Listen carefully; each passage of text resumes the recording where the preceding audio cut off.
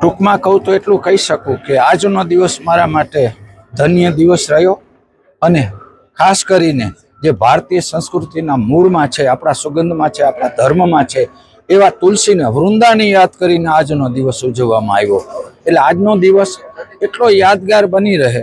થોડાક આપણે ભૂતકાળમાં જઈએ, આપણી સંસ્કૃતિ તરફ નજર દોડાવીએ તો આપણા ઘરની અંદર આપણા દેવી દેવતાઓ ઉપરાંત તુલસીને આપણે માતા કહી અને આપણી માતાઓ અને આપણી દાદીઓ સંબોધતા હતા। એટલે એ માતાને ફરી આજના દિવસે યાદ કરવામાં આવ્યા, એને આટલું આદર સન્માન આપવામાં આવ્યું, ભારતીય સંસ્કૃતિને ઉજાગર કરવામાં આવી અને અંગ્રેજીમાં કહું તો બેક ટુ બેઝિક્સ, આપણી મૂળભૂત સંસ્કૃતિના આપણને દર્શન કરાવ્યા, એની સુગંધ પ્રગટાવી। એ બદલ ખરેખર હું ધન્યતા અનુભવું છું અને આ સંસ્થા, એમના કાર્યકરોને, આયોજકોને પણ હૃદયપૂર્વક ધન્યવાદ પાઠવું છું। જો એ આપણે માની લઈએ કે આપણા વ્યસ્ત શેડ્યુલ, આપણા વ્યસ્ત કાર્યક્રમની અંદર કદાચ તમે દરરોજ તુલસી દિવસ ઉજવો ન ઉજવો, પણ વર્ષે એક વખત તો આપણી તુલસી માતાને વૃંદાને યાદ કરીને આ દિવસ ઉજવી અને ભારતીય સંસ્કૃતિનું સન્માન કરવું જોઈએ। એટલીસ્ટ એટલું ન કરીએ તો હું તો એમ કહું કે આપણે ફ્લેટમાં રહેતા હોઈએ તો પણ આપણા રવેશની અંદર, બાલ્કનીની અંદર તુલસીનો છોડ તો હોવો જોઈએ। હું સાર્થક વિદ્યા મંદિરની અંદર પ્રાથમિક વિભાગની અંદર પ્રિન્સિપલ તરીકે ફરજ બજાવું છું। મારું નામ છે શુક્લ વિવેક।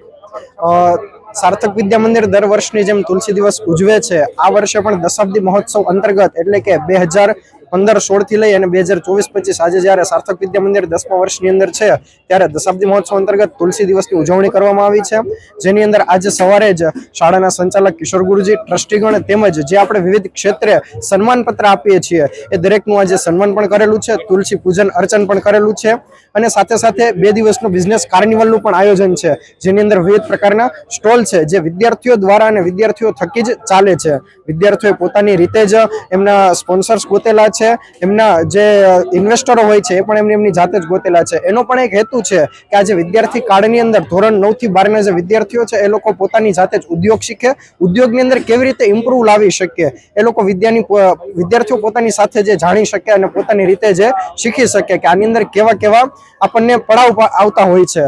તો આ એક હેતુની સાથે તુલસી દિવસ આ વખતે 2 દિવસનો ઉજવવાનો છે અને ગઈકાલે 1 દિવસ પૂર્ણ થયો। 24 તારીખે સવારથી લઈને સાંજ સુધીમાં લગભગ 5000 થી વધુ પબ્લિકે આ બિઝનેસ કાર્નિવલની મુલાકાત પણ લીધેલી હતી।